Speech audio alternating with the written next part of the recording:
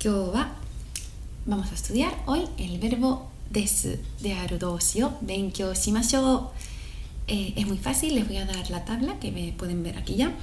Y simplemente tenemos que entender que en japonés existen dos registros.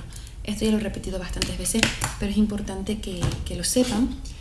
Y normalmente el primer registro que se enseña siempre es el formal, pero a mí me gusta meter desde el principio el registro coloquial, porque es bueno conocerlo. No hace falta tampoco estudiarlo demasiado al principio porque no lo van a usar para los libros y esas cosas, pero es interesante que lo conozcan. Entonces les he puesto en la parte de arriba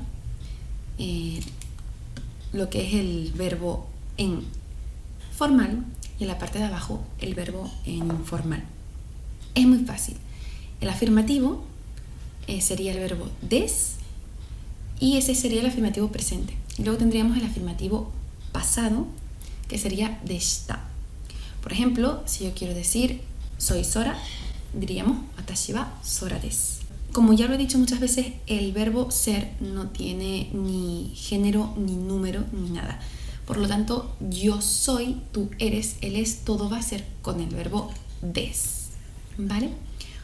O con el verbo deshita. Por ejemplo, cuando vivía en Japón era profesora.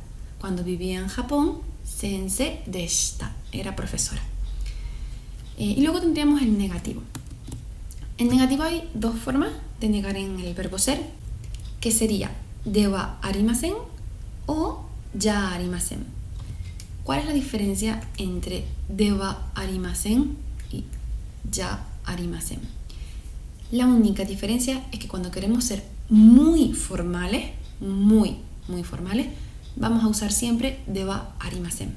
Y en pasado, solamente hay que añadirle al negativo el deshita, ¿vale? Que sería el verbo ser en pasado.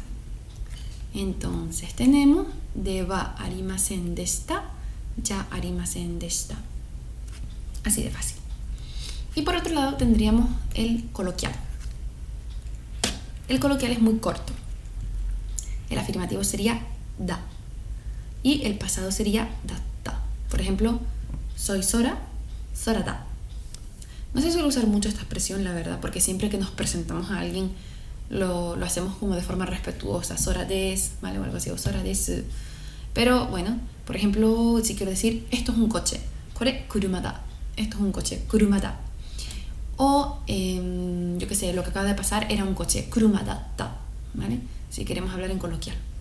El negativo, mantenemos estas partículas que están aquí, dewa, mantenemos el ya, y simplemente el arimasen, este arimasen, se convierte en nai.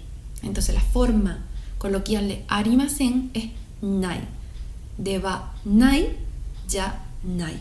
Entonces, esto no es un coche, kore kuruma dewa nai. Esto no es un coche, kore kuruma ya nai. ¿En qué se diferencia? Exactamente lo mismo que arriba.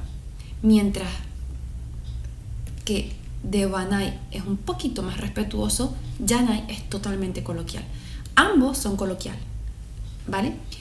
Pero uno es un poquito más respetuoso que el otro, por así decirlo, más formal.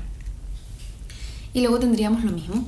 Para formar el pasado del coloquial, tenemos aquí nakatta, nakatta.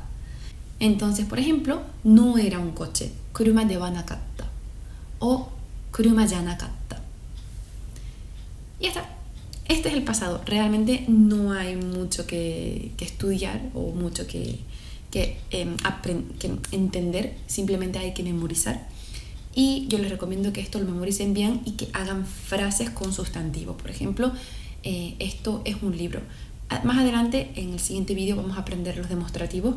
Pero de momento, este esquema deberían aprendérselo, deberían practicarlo con nombres, por ejemplo. Y ya está. Hasta aquí sería el video de hoy. Simplemente enseñarles el verbo ser y que lo aprendan. Ya, minasan, takusan benkyou shite kudasai. Sayonara, mata ne, bye bye.